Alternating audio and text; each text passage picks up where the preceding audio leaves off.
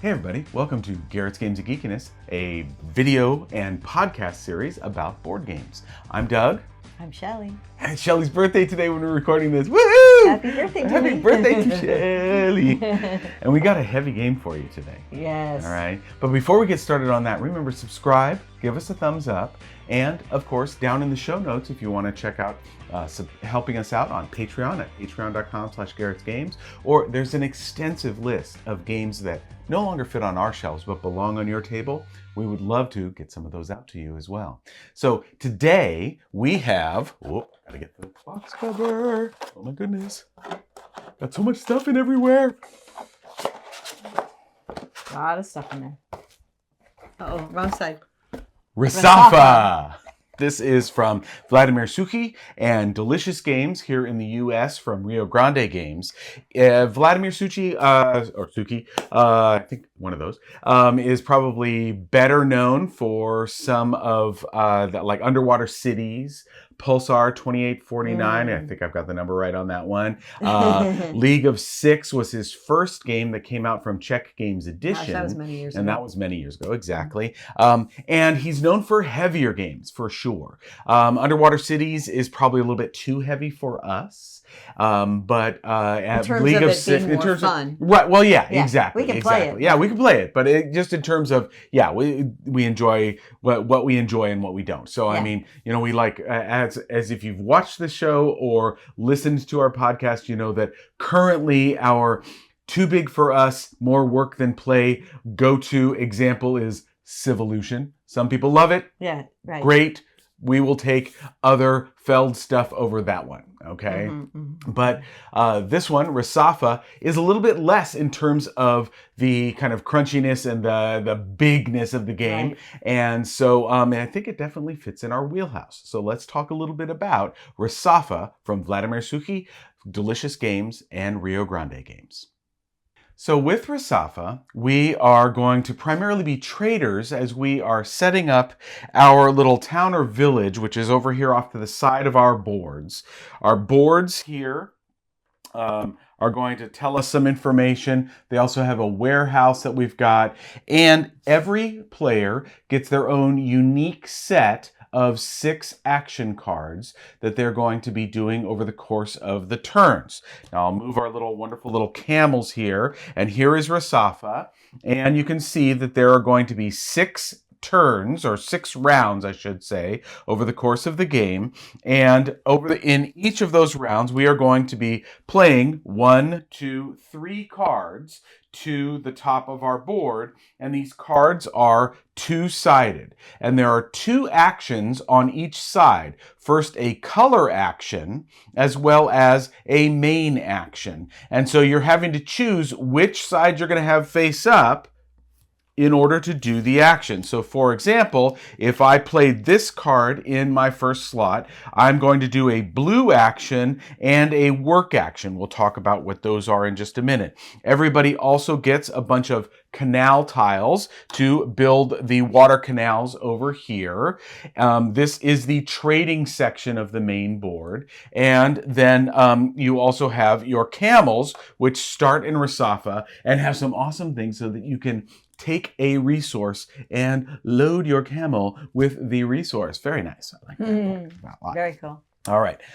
You also can build new workshops. Workshops go in diagonal to each other, because one of the other things you can do is put in gardens, and we'll talk more about those in a minute.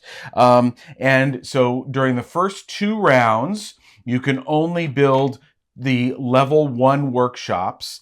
After the second round, and you have a little bit of canal scoring, you are going to be able to put in the level 2 workshops if you're able to build them. And that is a little bit as we talk about here. So Shell's going to talk a little bit about the color actions, and you could choose to either do the main action or the color action in whichever one you want to do first or second. Okay, for example, in this one says I'll do yellow action, and I'll be doing one of these actions. So this means that I'm either going to be taking a card from over here, which I'll talk about in a minute. This one means that I'm going to be bumping up one of the tracks that are down here. And this one indicates that I'm going to be doing a bag action. So let's say I wanted to do this action here, which is to take a card. The cards are over here, and they are very cool cards, and they do lots of interesting things. So, for example, if I wanted to take this card here, there's a picture in the center that says, when I do the trading action, I would also get to do a flipping of one of these tradings and get a dollar for it as well. So that's an immediate action, but you can hold on to the card, then so it doesn't have to happen as soon as you get the card. That is one of the key things. This is another one that says when I would do a canal action, I could do this, which would mean I wouldn't have to pay my marble, and I would get an extra victory for every point. canal thing that you've built, you get an extra victory point. Some of them just give you resources, like, here's the one that just says here you get 2 stones. Other ones give you very interesting things, which would, like this is an amphore, which would mean that you could trade very easily when you move your camel, which we'll get into in a bit. And then, of course, there are ones like this, which give you these squares, which allow you to put onto your board what you need to do to get multipliers. So here, I'm going to take that off. If you get 2 of them in here, and then you're eligible to build a higher level workshop, but also it's going to allow you to score 1, 2, or 3 victory points for your different things. You're either gardens, canals, for your workshops, or your so. Then these have to be built out left to right. Now there. So these are the cards, and those are really fun actions to do. But that also means that when you have your one action, you're either choosing to do a card or you're getting to move up on one of these tracks. And that depends on what your card indicates. So on this one, it's a wild, so I could do it as any one of them, but I would also do a yellow action. The yellow action could be to take one of these, to take one of these, or to do one of the bag actions, which are over here. And those usually give you something like pay up a certain amount of money to get a certain amount of benefit. Or they can also be turned in for a victory point regardless. Or just get something, get a resource or get some victory points. Yeah. So those are also ones that you're going to want to do. And you're trying to figure out which thing is the best for you at the time, obviously. And you can do them in any order. You could do the color action first or the main action first. So you notice with the card that Shell chose, actually you're basically doing a yellow color action and then choosing to do a second color action in a color of your choice. Right. Okay. Usually it's going to be a color action where you would do, in this case, a blue bonus card, move up on the special tracks, or take a bag action, and then you would, in this case, build a garden. All right. So the bonus cards are, they don't get replenished if they are taken, and then at the end of a round, all of the ones that are face up go away. So you can't count on those from round to round. They're gonna go away, and they're gonna be new ones. These special cards down here that are on these tracks are 4 different ones that give you some type of added benefit. Either the pink one's over here giving you a end game scoring. So in this case, at the end of the game, you would get 2 victory points for every camel bump that you've done on your camel track. More on that in a little bit. That one doesn't happen to have victory points on the bottom, but many of them do as well. And this goes up to levels 1, 2, and 3, as with all of them. This one, for example, is for every yellow card that you've taken, and you can take up to 3, 1 in each of the levels, you're going to get 5 points, plus another 2 points, regardless of however many you take. So each level, this is endgame scoring.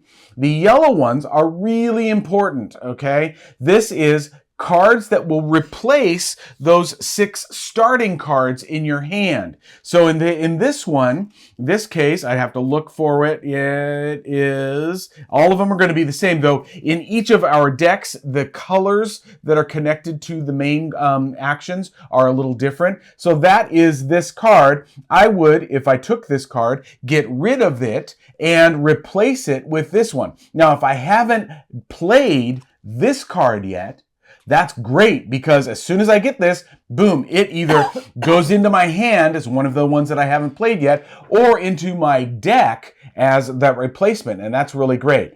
If, when you're moving forward, you get to the 3rd, 6th, or 9th space in the row, then you get the first, and then if somebody gets to this first thing, the second level would flip over and so on. If you take the top card, you also get a bonus because you saw it of a victory point and a coin. You can, however, forego that victory point and coin and instead look through the entire pile and take the card that you think is best suited to you at that point. These, the second ones, are you choose the action, but you also then get a bonus in the middle, regardless of which side you choose, of, in this case, a coin and 2 stone. By the way, the color action, as you can see, becomes wild for these cards. If you get up to the third action, or the third card, third level, you're going to do 2 different ones of the main action as well as a wild color action and then get a bonus in the middle, okay? So it's less important, I think, for you to look through the stacks and avoid this bonus on the second and third level because yes, the bonus is nice, but maybe, but for this one, the specificity means things. This one over here is geared towards gardens and other things, either doing something immediately. So, for example, this would be getting a workshop of a level 1 and a level 2 immediately.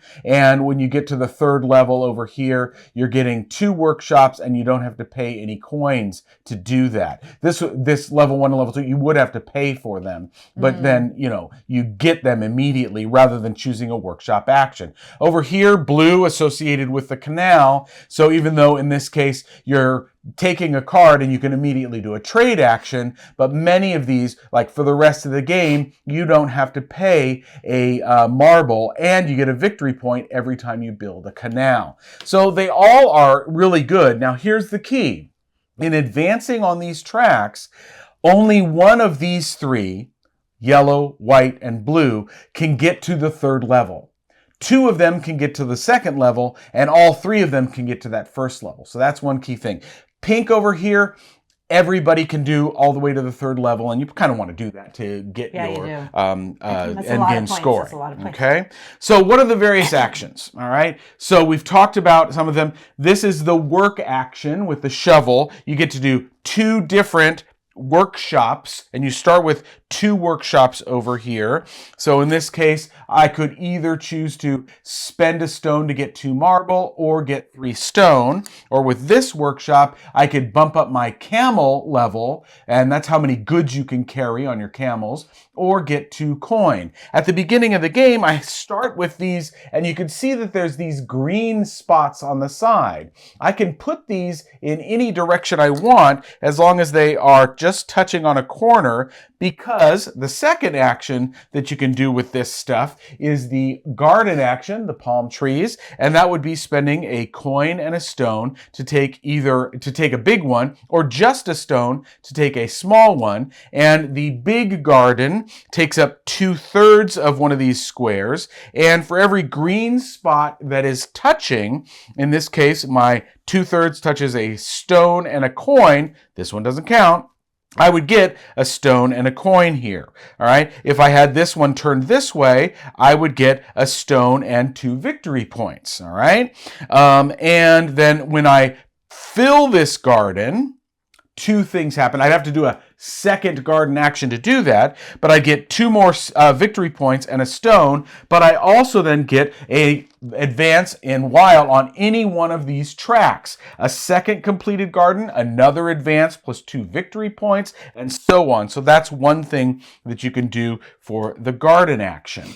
The third action is building these workshops. Again, a coin and a stone. These come in, so say I paid my coin and stone, they come in again diagonal. So if I had done this one, this is a nice one. Now I'm going to get things on 3 sides from a garden built there. You could even put one in here if you wanted. Exactly. Here, so. After the second round, if I had gotten, and there's 2 different types of this, I'd gotten merchant tokens, and built out to at least this second spot. I'll talk about these Phoenix ones in a minute.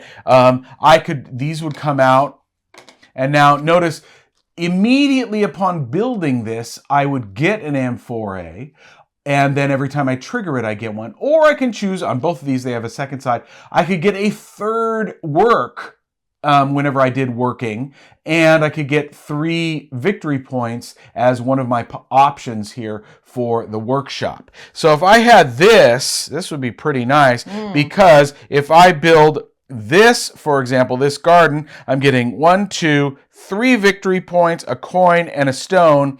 And I build this one now, I'm going to get 1, 2 stones, 3 victory points, and a coin. All right. So that, Plus and of you're course, gonna plus get the advance of the thing. Yeah. So that building out and figuring out what you want to do for the various possibilities that you have of how you want to make that synergy work is really key. Building canals, you have 7 canal tiles, and they cost marble, which you have to get either in a workshop or through cards and so on.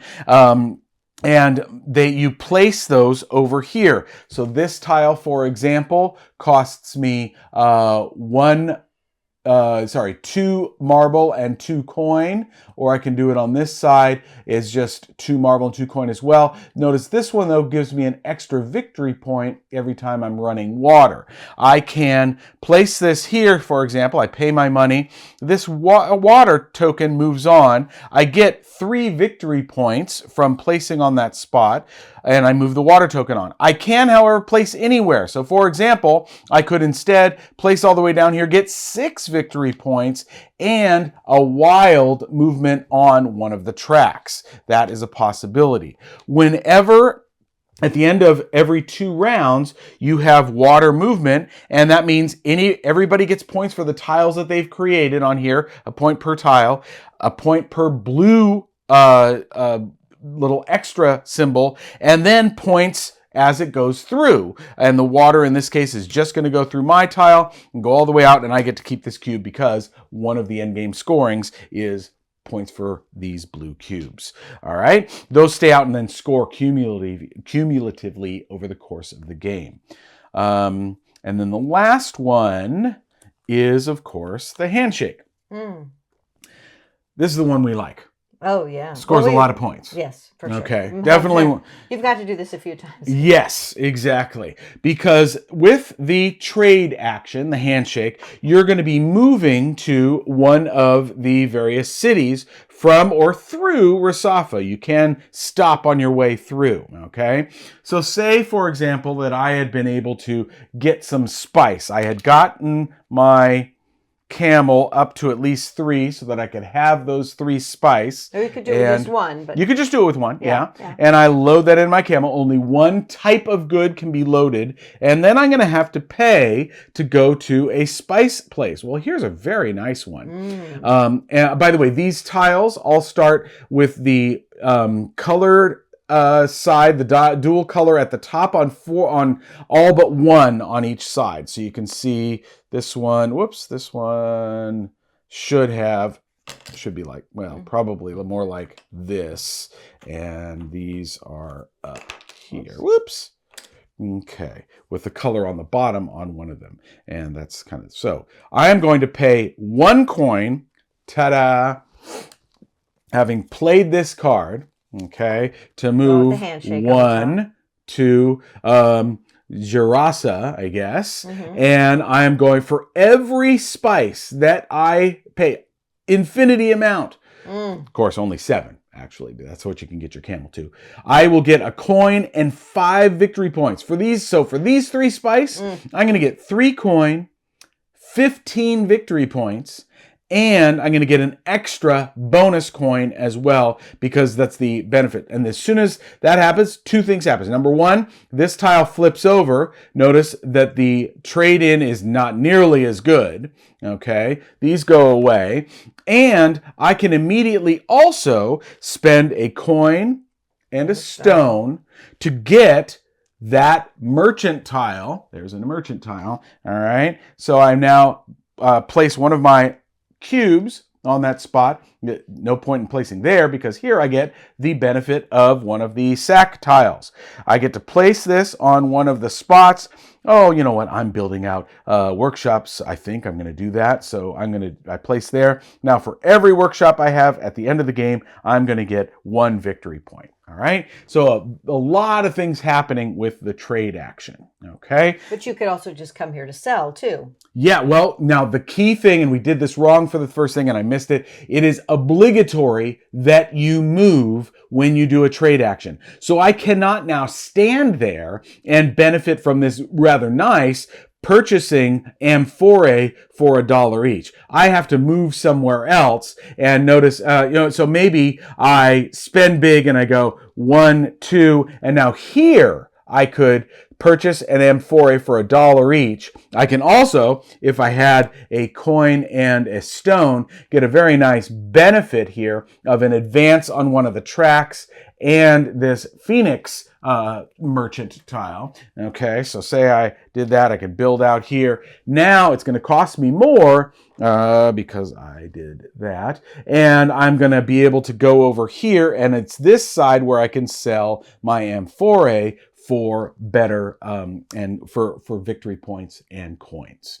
So you're doing that back and forth. But you could only load the amount your camel is able to carry. So bumping that up is super important. But of course, the other thing to think about is that in these initial 6 cards, you only have 2 trade actions. So if I have gotten rid of, for example, maybe I'm not doing much in terms of canals and workshop building, or I want to at least have some, I could get rid of, if I got up to level 2, I could get rid of this card, and then I have this, and now I could do more trade. I could choose the actions that I'm doing. So there's a lot of that interplay as we go forward. At the end of a round, we switch out who's the start player. So you end the round in a 2-player game being the last player in the round and then starting the next round, which is kind of nice. You play all of your cards. So you play 3 cards down and you're drawing a new card every time. So you always are going to have 3 cards in your hand. And then you turn these over just so you don't get them confused. And for the even rounds, you're going to just play on top. And now you've played all of your 6 cards and you're going to reset as you score canals and move forward. So that's a rundown of it. Whew. As we said, there's a lot of stuff going on in this game. What do you think of this one, hon? I love this game. It's so much fun. You do too. I do too, yes. You do too. It is great. It's so interesting determining which tracks you want to go on, when you want to take a card, when you should deliver, and then you have the limitation of what's here. But the thing is, you can do them in any order that you want. That's so true. Taking the color action first or the main action. And also, once you've upgraded to these, you get these bonuses in the middle, which then could open up a lot more options for you because maybe you're going to do a delivery of some sort, and you can deliver some marble. Yep, marble delivery is down here, right? So then you get to load that up in Resafa and you're all set. Right? Yeah, exactly. And I should say, if I had bought those amphorae that I talked about and then gotten this blue card and gotten another amphorae, right. Well, that goes into Resafa. Well, I have to walk over here and stop in Resafa, but I don't have to pay that coin on that path twice. So I could stop in Resafa, add another one as long as I have spotted my camel for it, and move over here to do that the amphorae selling. So there's a lot to think about here. There's so many places to go on the board, and they're all fun. But just determining which actions you want to do and the color action that's associated with it. And do you want to do a wild here, or do you want to do a bag, or do you want to move up on these tracks? Moving up on these tracks are really important, especially in the yellow and the pink. Yes. Because you really want to get the big score at the end. Yeah, the end game scoring, so this, for example, would be an end game scoring. This is 3 points for each of those merchant tiles that you had done, as well as 10 extra points. So right now, I've got 2 of these type. That's what it counts. So this would be worth just at least 16 points right here, right? So it's a lot of points. Yeah. So determining, do I just want to take the top card? Do I want to look through them? Mhm. Because not all of them are in the game. That's true, yeah. There's some that are off to the side, I think 3 extras or something like that. Exactly. So you don't really know. And the sooner you find out what's in the pink one, you know what you're working on too. Yeah. But you can only pick which colors you have available to you during Definitely. the actions that it indicates here. But if you get the yellow advancer that allows you to have a wild one, that's really helpful too.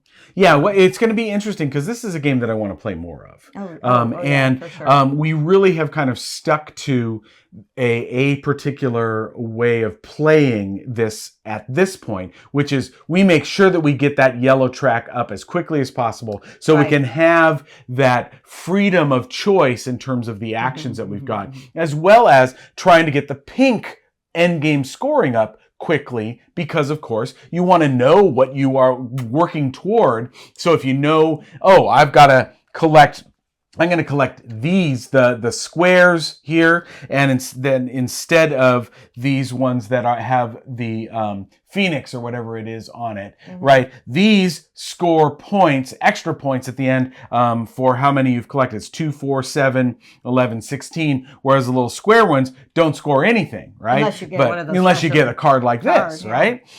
So that can be really, really big. And there's also one that makes these worth a lot more than the oh points my goodness, on them. yes. Yeah, that was very nice for me to get. Yeah. So, I didn't pay once. I just took a top card. I think it was like 13 points. 18, actually. 18. Okay, I was like, that's great. That's a great amount of points. That was a great amount of points. I don't think I need to look through any of this pile. Right, and exactly. then I'm like, 18 is one of the lower amount of points you can actually earn. Yeah, if you've had something that you've been able to work towards, for sure. I definitely recommend looking through the pile with the 18 ones on top, because I will definitely do that in the future. Yes, that will be something that Shelley does in the future, for sure. But what's great is just because you're opening up different things, you're like, okay, well, I'm going to go get one of these, go up in the white track, which is going to give me this card, which is going to allow me to do basically another action or something like that. Yeah. So maybe you can get more actions out of it. Well, that's what I was going to say. I mean, we got sidetracked in our enthusiasm here. But when we play this again, I'm really going to want to look at what would happen if I focused on the white or the blue track? What if I focused on blue and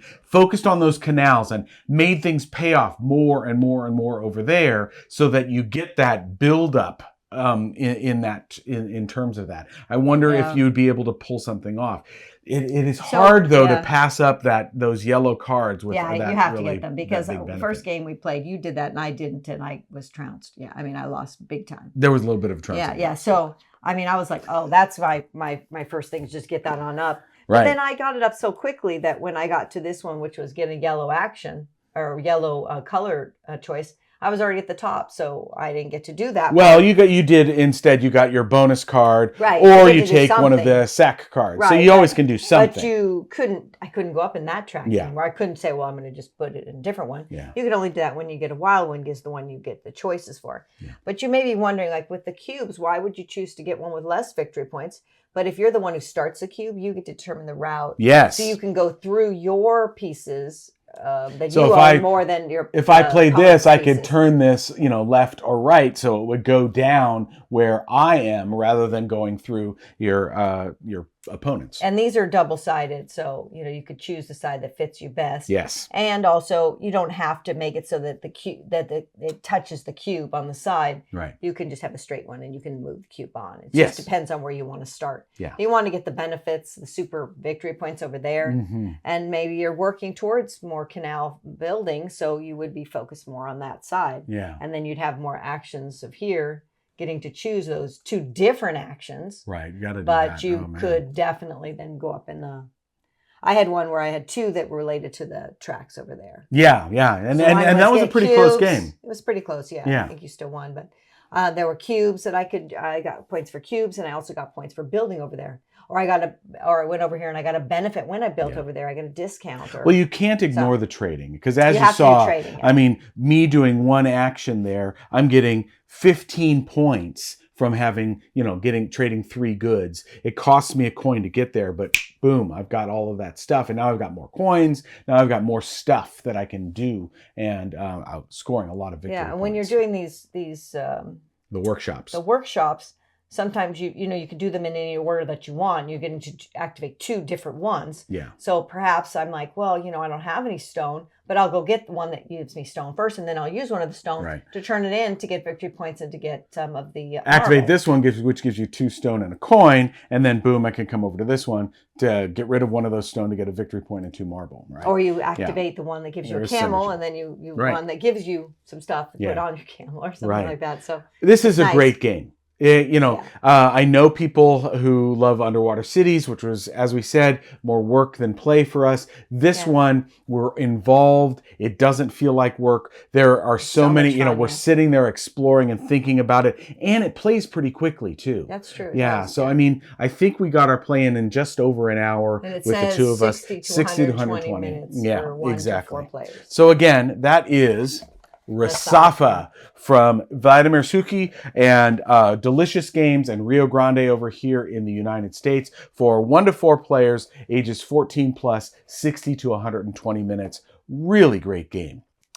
Remember, support the podcast by hitting that subscription button and giving us a thumbs up. Head down to the show notes, check out patreon.com/Garrett's Games.